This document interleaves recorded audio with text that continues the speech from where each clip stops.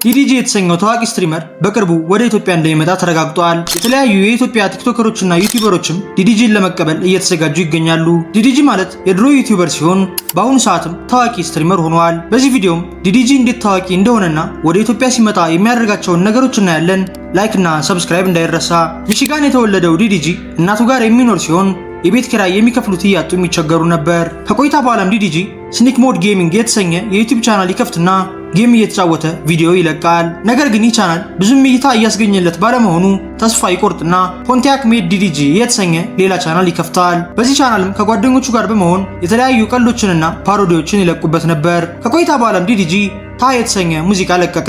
በጊዜው ሙዚቃ ይሰራ የነበረው አርቲስት ለመሆን ሳይሆን ዩቲዩብ ላይ ለመታወቅና ገንዘብ ለማግኘት ነበር። ከቀናት በኋላም የዲዲጂንና የቤተሰቦቹን ልብ የሰበረ አንድ ነገር ይፈጠራል። ኦክቶበር 20 2014 ላይ ዲዲጂ ከጓደኞቹ ጋር ባስኬትቦል እየተጫወተ ነበር። ከቆይታ በኋላም ዴኖ የተሰኘው ወንድሙ ደውሎ መኪና ይዣለሁ ወደ ቤት ልውሰድህ ይለዋል። ዲዲጂም ከጓደኞቹ ጋር እመጣለሁ ይለውና ባስኬትቦል መጫወቱን ይቀጥላል። ይህም በዲዲጂና በወንድሙ መካከል የነበረው የመጨረሻ ንግግር ሲሆን ከሰዓታት በኋላም ዲዲጂ ወንድሙ ተተኩሶበት እንደሞተ ይነገረዋል። Darian was such a sweet person, would do anything for anybody, and that's probably what he was doing. You can see Darian, that was my twin brother, and I did a lot to get some closure. There ain't nothing working, so hopefully this will make me feel better. My brother didn't deserve this at all. My brother was a loving person. He never hurt anybody. This whole situation seems fake. I feel like that person didn't care. It was premeditated. They thought about it. ከዲኖ ቀብር በኋላም አንዳንድ ሰዎች ለዲዲጂ እናት ገንዘብ ሰጠዋት ነበር። በጊዜውም እናቱ ለዲዲጂ ካሜራ ልግዛልህ ወይስ መኪና ብላ ትጠይቀዋለች። የዲዲጂን ሕይወት እስከ መጨረሻው የቀየረው ይህ ጥያቄ ሲሆን ዲዲጂም ቪዲዮ መስራት በጣም ስለሚወድ ካሜራም መረጠ። ከሁለት ቀን በኋላም አንድ ኮሪያ ሙዚቃ ላይ ሪያክት እያደረገ የሰራው ቪዲዮ ቫይራል ይወጣና ከ500 ሰብስክራይበር ወደ 20,000 ያሳድገዋል። ከዚህ በኋላም ዲዲጂ ሃይ ኳሊቲ ያላቸውን ቪዲዮዎች መስራት የቀጠለ ሲሆን ሰዎችም እየወደዱት መጡ። በተጨማሪም ዲዲጂ ቭሎግ የሚሰራ ሲሆን በጊዜውም ጥቁር ቭሎገር ዩቲዩብ ላይ ስላልነበረ በቀላሉ ትኩረት አገኘ። ከቆይታ በኋላም ዲዲጂ ኮሌጅ የገባ ሲሆን ቪዲዮ ለመስራትም ተመቸው። ኮሌጅ ገብቶም የመጀመሪያ ዓመቱ ላይ አንደኛው ቻናል 100,000 ሰብስክራይበር ሲኖረው ሌላኛው የቭሎጉ ቻናል ደግሞ 1,000 ሰብስክራይበር ነበረው። ነገር ግን አንዲትን ሴት ከተዋወቀ በኋላ ሁሉም ነገር ይቀየራል። በጊዜውም ዩቲዩብ ላይ ፕራንክ ቪዲዮዎች ተወዳጅ የነበሩ ሲሆን ዲዲጂ ሜን በማወቁ ከዚህ ልጅ ጋር የተለያዩ ፕራንኮችን መስራት ጀመሩ። 2016 አካባቢ ላይ የዲዲጂ የዩቲዩብ ክፍያ በከፍተኛ ሁኔታ ጨመረ። ከዚህ በኋላም ዲዲጂ ከመምህራኖቹ የበለጠ ገንዘብ እያገኘ በመሆኑ ከኮሌጅ ድሮፕ አውት አደረገ። Morals is follow your dreams, you know what I mean? You only have one life to do what you want to do. So I would just say just do it, man. If some of y'all want to do stuff that don't involve school, try that out, man. ትምህርቱን ካቋረጠ በኋላም ወደ ሎስ አንጀለስ ይሄድና ቪዲዮ መስራት ይጀምራል። ዲዲጂም በዓለም አቀፍ ደረጃ ታዋቂ የሆነው በዚህ ጊዜ ሲሆን 2017 ላይ ዩቲዩብ በጣም በመታወቁ ብዙ ሰው ዩቲዩብ ይጠቀም ነበር። በአሁኑ ሰዓት ታዋቂ የሚባሉ ዩቲዩበሮችም ዩቲዩብ የጀመሩት በ2017 ሲሆን ዲዲጂም የተለያዩ ዩቲዩበሮች ጋር ኮላብ ማድረግ ጀመረ። አንድ ቀንም ዳሚያን የተሰኘው ዩቲዩበር ለዲዲጂ ምክር የሰጠው ሲሆን ምክሩ የነበረው ከሴቶች ጋር ቪዲዮ እንዲሰራ ነበር። ዲዲጂም ወዲያው ምክሩን ተቀብሎ በየሳምንቱ የተለያዩ ሴቶች ጋር ቪዲዮ መስራት ጀመረ። What are you doing? We just met. Are you for real? I'm gonna help you. እንደነዚህ አይነት ቪዲዮዎችም በሚሊዮኖች የታዩለት ሲሆን ዲዲጂም ከዩቲዩብ አሪፍ ገንዘብ ማውጣት ጀመረ። ከዚህ ጎን ለጎንም ሙዚቃ የሚሰራው ዲዲጂ የተለያዩ ቫይራል ሙዚቃዎችን ሰርቷል። ዲዲጂም ቀን በቀን በአዳዲስ ሰዎች የሚታወቅ ሲሆን በአንዴ እውቅናውን የጨመረለትን ነገር ግን ልንገራችሁ። በጊዜው ተወዳጅ የነበረው ሊሊያቲ የተሰኘው ራፐር የቴኬን ቢት ተጠቅሞ አንድ ሙዚቃ ሰርቶ ነበር። በዘፈኑም ኤስኬቲ ዲዲጂ ብሎ ተናግሯል። ይህም የሊሊያቲ የድሮ ጌንጉ ስም ሲሆን ዲዲጂ ግን ሊሊያቲ በዘፈኑ ስሜን ጠራኝ ብሎ ቪዲዮ ይለቃል።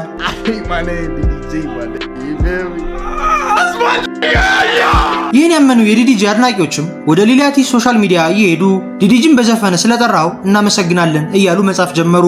ይህን ያስተዋለው ሊሊያቲም ኤስኬቲ ዲዲጂ ማለት የጌንግ ስም ነው ብሎ ትዊተር ላይ ይጽፋል። ዲዲጂም ይህን እድል ለመጠቀም በፍጥነት ሊሊያቲን ዲስ እያደረገ ሙዚቃ ይለቃል። ይህ ሙዚቃም ወዲያው ቫይራል የወጣ ሲሆን ብዙ ሰዎችም ስለ ሙዚቃው ያወሩ ነበር። ዲዲጂም በዘፈኑ በሊሊያሪ ፊትና ጸጉር የቀለደበት ሲሆን በተጨማሪም ዲዲጂ ማን እንደሆነ ካላወቅ አሁን ታውቃለህ ብሎታል። ከዚህ በኋላም ዲዲጂ ሙዚቃን ይተውና የዩቲዩብ ቪዲዮዎች ላይ ያተኩራል። ነገር ግን በዚህ ሰዓት አንድ ችግር ይፈጠራል። ዩቲዩብ ላይ ምርታቸውን የሚያስተዋውቁ ድርጅቶች ማስተዋወቅ ያቆሙ ሲሆን ዲዲጂም በወር 50,000 ብር ያገኘ የነበረ ቢሆንም አሁን ግን 8,000 ማግኘት ጀመረ።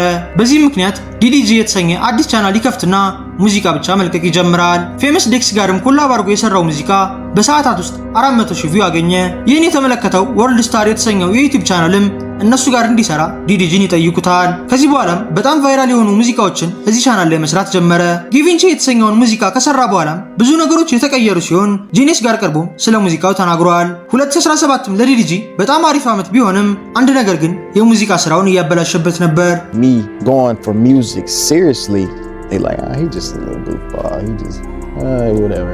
I got that feedback a lot, you know, and it was frustrating because I'm like, no, I'm not, you know, I'm really doing this. I'm good, you know what I'm saying? I'm not doing this for play. I'm doing this to be the next big thing. I'm doing this to be huge. So it was frustrating reading them comments and people saying, you're just a YouTuber, blah, blah. ብዙ ሰዎችም ዲዲጂን እየዘፈነ ሲያዩት የሚስቁበት ሲሆን ምንም ያክል አሪፍ ስራም ቢሰራም ዩቲዩበር ስለሆነ ብቻ ሙዚቃዎቹ አይወደዱም። ለምሳሌ እኛ ሀገር እስጢፋኖስ ቶማስ የተሰኘው ቲክቶከር የተወሰኑ ዘፈኖችን አውጥቷል። ይህ ቲክቶከርም በጣም የሚሰደብ ሲሆን ብዙ ሰዎችም ሙዚቃ አቋርጥ ብለውታል። ለዚህ ምክንያቱም ሰዎች እስጢፋኖስን የሚያውቁት ቲክቶክ ላይ ነው እንጂ በሙዚቃ ባለመሆኑ ሲዘፍን ሲያዩት ይቀልዱበታል። ዲዲጂ ጋርም የተፈጠረው ተመሳሳይ ነገር ነው። ዲዲጂ የሚታወቀው ከሴቶች ጋር በሚሰራቸው የፕራንክ ቪዲዮዎች በመሆኑ ሲሪየስ ሆኖ ራፕ እያደረገ የሚመለከቱ ሰዎች ከልባቸው ሊቀበሉት አይችሉም። ይህ ግን ዲዲጂን ያላስቆሙ ሲሆን ቀን በቀንም ስራውን እያሻሻለ አሪፍ ሙዚቃዎችን መስራት ጀመረ። አርጊውመንትስ የተሰኘው ሙዚቃውም በተለቀቀ በትንሽ ቀናት ውስጥ በሚሊዮኖች የሚቆጠር ስትሪም አገኘ። በጊዜውም ሁለቱም የዲዲጂ የዩቲዩብ ቻናሎች በሚሊዮን የሚቆጠር ሰብስክራይበር ነበራቸው። ዲዲጂም ከሙዚቃው ጎን ለጎን ዩቲዩብ የሚሰራ ሲሆን በዚህም ስኬታማ ሆነ። በ2020 መጀመሪያ ላይ ግን የኮቪድ ወረርሽኝ ተነሳና ሰው ሁሉ በየቤቱ ተቀመጠ። ዲዲጂም ዴቭ የተሰኘ ፕሮዲውሰር ጋር በመሆን በጣም ብዙ ሙዚቃዎችን ለቀቀ። ጁላይ 2020 ላይ ደግሞ ሙንዋኪንግ ኢን ካላባሳስ የተሰኘ ቫይራል ሙዚቃ ለቀቀ። በዚህ ሙዚቃም በህይወቱ ያሳለፋቸውን ችግሮች የተናገረ ሲሆን ሶሉምናቲ የተሰኘውን ዩቲዩበርም ዲስ አድርጎታል። ከቆይታ በኋላም ከብሉፌስ ጋር በመሆን ሪሚክስ ይሰሩለትና የበለጠ ቫይራል ይወጣል። የዲዲጂ ቢልቦርድ ላይ የተቀመጠው የመጀመሪያው ሙዚቃውም ይህ ሲሆን 81ኛ ላይም ተቀምጦ ነበር። በ2021ም የዲዲጂ ስኬት የቀጠለ ሲሆን በዛው ዓመት ያወጣው ዳይ ፎር ሪስፔክት የተሰኘው ሚክስቴፕም በጣም ተወዶለት ነበር። ከዚህ በኋላም ዲዲጂ ዩቲዩብ መስራት ያቆምና ሙሉ ትኩረቱን ሙዚቃ ላይ ያደርጋል። ለዚህ ምክንያቱም ሰዎች እንደ ዘፋኝ ስላላዩት ሲሆን ዲዲጂም እንደ ራፐር እንዲታይ ዩቲዩብ መስራቱን አቁሞ ሲሪየስ ራፐር ለመሆን ወሰነ። ነገር ግን ብዙ ጓደኞቹ ይመክሩትና ወደ ዩቲዩብ ያስመልሱታል። ዲዲጂም ይህን ቪዲዮ ይለቃል። I want to be a regular rapper. You know why? Because these regular rappers be broke. I'm a YouTube rapper, but I'm also richer than your average rapper. I'm gonna make it cool to be a YouTube rapper. From now on, call me a YouTube rapper. I'm cool with it, bro. That's what I want to be now. This is cap. The industry is cap. This is not real, bro.